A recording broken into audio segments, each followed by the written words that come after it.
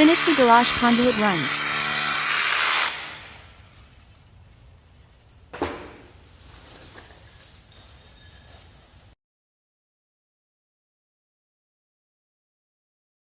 Able to pull in the mule tape before the rain started back.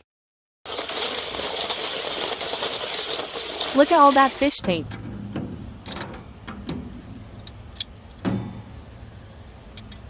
Part 2, Day 2. Finally, some sunshine. Up all the connector and couplings. Let's pull these conductors in finally. Clear glide help the wire slide.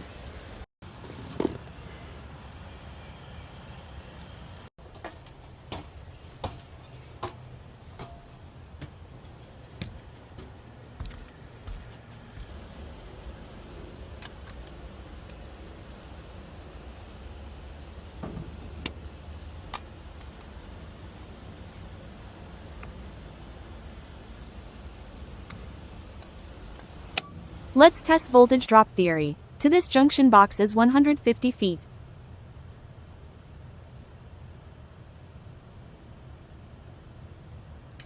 (245 volts). Wheel splice number 6 from here to wall connector. Battery 73%. Torque it.